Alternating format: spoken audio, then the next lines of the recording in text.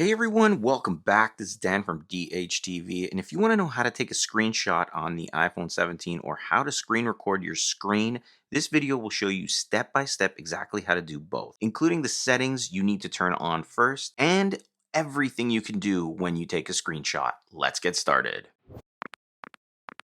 Screenshots have come a long way on the iPhone. There's a ton of settings and options and abilities built into them. And I'll go through each of those options, but let's get into taking a screenshot for the first time on your iPhone. So for this, we're just in Safari here on Apple's website. And anytime you need to take a screenshot, what you're going to do is press on that side button right here, and then you're going to press on the volume button up here. So you're going to press them simultaneously and release.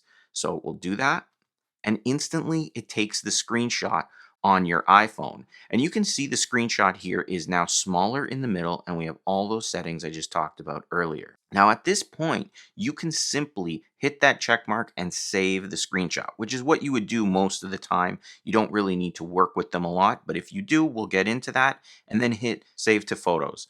Now, if you open up your Photos application, you can see at the bottom here in my library, I have those screenshots I just took. You can tap on them. They'll open up like this, and you can work with them within the editor within your Photos app. So you can crop them, save them, share them, trash them, and so on. But there's a lot more you can do with it. So we'll just take another screenshot here. And the first thing you can do when you take a screenshot is it's going to show you everything on that screen. But you can crop it. So if you didn't want the little logo or icon at the bottom that says Apple, you can then just pull up from these corners. You can thin it out, crop it any which way from the top, the bottom, and it'll do that for you. Anytime you do a change, if you make a mistake at the top left here, you have this little arrow pointing left. That's your undo. And if you undo something, it'll go back to the previous step, and you can keep tapping that to undo many different steps you've taken. And if you do want to go forward after you've done that, you have the redo here. You can tap it, it'll redo the step you just undid. Additionally, we have a markup tool at the top, and that's that little pencil or pen with a circle around it. If we tap on that, it'll allow us to use this little kind of pencil case here of pencils, highlighters, erasers, and colors that we can choose from to change and mark up this drawing. So let's just say I pick this highlighter, I tap on it, and if you don't see that appear, like if I tap here, it didn't appear. If you tap on it a second time, you get the extra options within it. But let's just say we wanted this highlighter, we want it full, and I need the full thickness of that highlight, and then I can just start highlighting things on it. Maybe you want to send this to someone and have them see that. Additionally, here you can change the color just by tapping on the color. It brings up your color options, choose the color you want and work with it that way. And all of these pens and options will work the same. If you need to erase anything, you can hit that eraser and just start erasing like that. The little plus in Markup tool gives you the ability to add stickers, add text, add a signature even, which is a very cool feature. So if you needed to sign something, you could take a screenshot of that page, put your signature in it, and then you can actually save it to your photos and send it back to them. Very popular and important thing. So there's shapes, opacity, and loops. So each one of these has its own options and what it can do. I don't want to get into these too detailed, but I will show you text first here. So when you add text, you get a little text box. I'll put it in white here. You can resize the text box now or after you've typed. You can tap in it and edit the text. So tap again, and you can see I can change the text. I'm just going to say subscribe because I want you guys to do that. And if it gets too big, like it did right here, you're going to tap out, and then you can always tap on it here and resize it. You can tap to move it as well. It's a little bit tedious. As you can see, I'm having some trouble with it, but basically you can tap on it like this. It brings up these options down here, which are your color, the size, if you want to add more, and then you can also trash it here with extra options. But I just want to kind of move it, so I'm just going to tap away, and I'm just going to grab it. So just to recap, when you do text, tap on it once, it brings up these options. Tap on it twice to bring up your keyboard. Tap away to exit. And then if you need to move it, tap on it once, tap on it again, and just move it around. And then you can move it wherever you want. Now I'll show you the signature as well. So if you had something you needed to sign, so for this, I'm just going to say, let's say they wanted you to sign right on that line. You'd screenshot that page, you hit this little icon here, you click on add signature. I have some of these signatures already here, right? So these are pre-saved in my iCloud now. I could just tap on them and you can see it added it in right here. So again, we're doing the same movements as I showed you with text. I'm going to place it above that line, make it smaller. It's hard to see, but it's there. And now I can sign my document. If you didn't create a signature yet, you tap add signature and you say add and remove a signature. Now I've got signatures already there, blurred them out. If you want to add a new one, you tap the plus up here. Now it's going to give you this little pad. You're going to make your signature. So you just say DHTV very nicely like that. Do your best, but that's how that is. I've added that DHTV signature. I'm just going to put it up there so you can see it. You place that where you need it. And when you're done, you can hit that check mark, save it to your photos, send it to whoever needed your signature on a document or anything. Even the text, you can add the text in those little text boxes from people within PDFs and things. It's kind of like a workaround. However, there are some other options as well. So we'll press and hold again. We're going to take the same screenshot here. But there's these two down here, ask and search. So whatever's on your screen, whether it's a screenshot or anything else. So let's resize this down to this size here. And we're going to say ask. You do need to have Apple Intelligence for this to work. And you can see it's asking ChatGPT about this. And it's telling me right here that the MacBook Air in yellow, it's mixing it up. This is the MacBook Neo, but it's new, so it doesn't know that yet, is a slim, lightweight build. So it's giving me that information. We can follow up with questions to ChatGPT or Apple Intelligence, but if you don't have the ChatGPT enabled at this point, it's kind of limited there. Additionally, you can do an image search here. So you can do this, and it'll pull up Google searches and you can see what this is. So if you do eBay or Etsy or things like that, you can go through Pinterest and see Pinterest up there. Etsy is a little bit slow because of my internet, but it loads. Temu, eBay, whatever you may need. And you can see it says search results are limited. But you do have that ability there as well.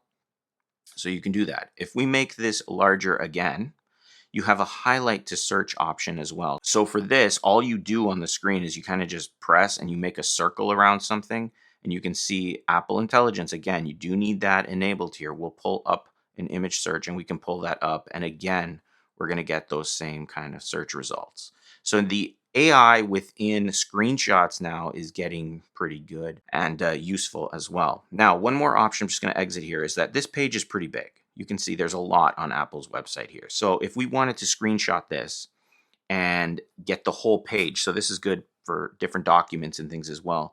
Full page is available to you. Hit that full page, you can see that full page here and you can like kind of scroll on the side and screenshot that whole page. So you can hit the check mark, you can edit, modify, all the same things with this other than the lookup. You can crop it up here. So if you need to crop it, you don't want all the pages, but maybe you just want up to there. Hit that. Now you've got just up to that page. So there's a lot to this as well. You can always flip back to just the screenshot you initially took and flip back to full screen. If you hit these little options here, you can share it. And that's the same with the screen here. If you want to share it, you use the little share icon. You can send it through email to your friends on iMessage, text message, whatever you want to use, even post it to social media based on your apps. Now I want to show you some of the screenshot settings. So for this, you're just going to open up settings and you want to go to the general tab and you want to find the section that says screen capture right here.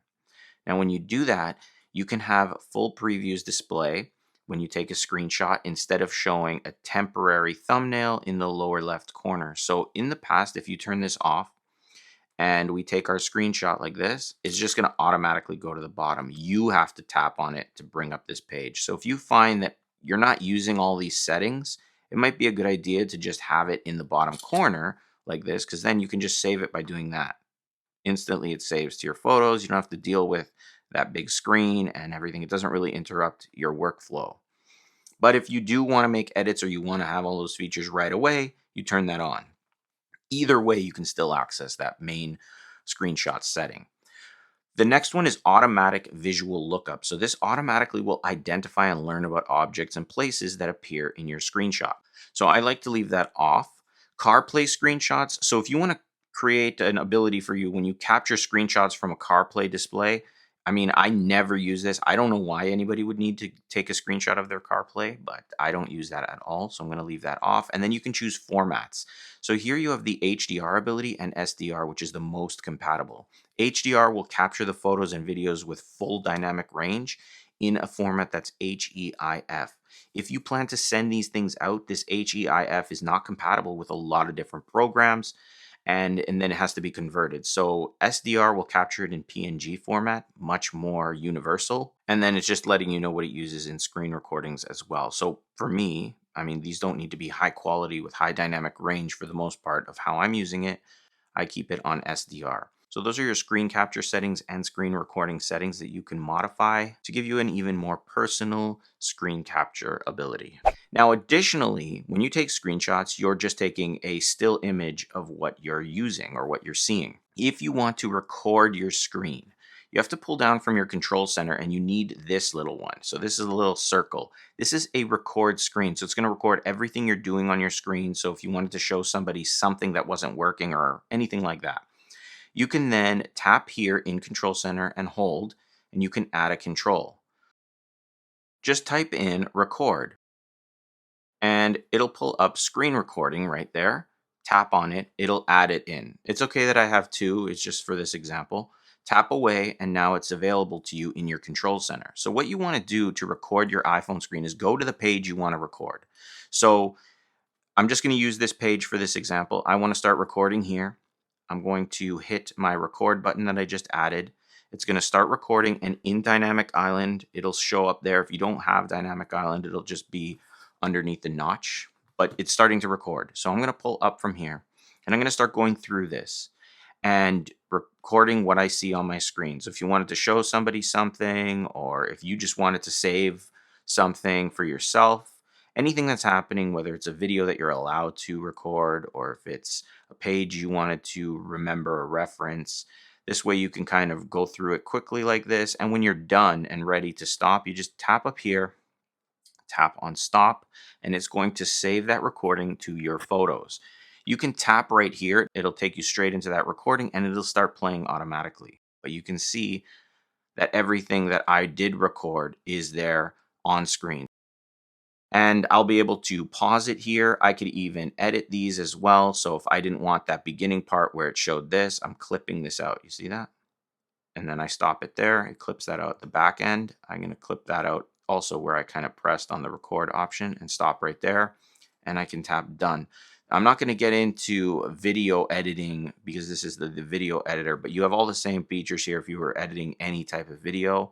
I tap done. I'm going to save it as a new clip or save it over the original video. And now it's like this. So now I don't see myself going into Control Center. It just starts my recording right away. But that is how you screen record on the iPhone. Now I want to get into some common screenshot and screen recording issues with FX. The main one here is when you take a screenshot, you don't see full page sometimes.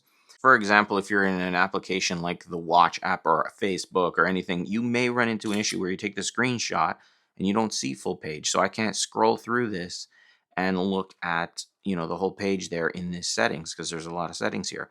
A lot of apps are not supported with this. You saw on Safari it worked, but different apps will have different opportunities and options within it. So if you ever run into an issue where you don't see the full option, it's usually because of that. You also may not have some options within them as well. Like maybe markup will be missing on some. I'm not sure. I've never come across that, but just keep in mind that most of the time, if your options are missing, it's that application does not support it. But that's how to take a screenshot and screen record on the iPhone 17. If you found this helpful, I've got a full iPhone tutorial playlist linked in the description with simple step-by-step guides just like this one. Make sure you check that out next, and don't forget to subscribe, click the bell notification box, and like the video for more iPhone tips. If you had any issues though, or ran into problems, need troubleshooting help, feel free to ask in the comments. I try to do my best to answer every comment that comes my way, and I'm happy to help you out. Thanks for watching. I'll see you in the next one.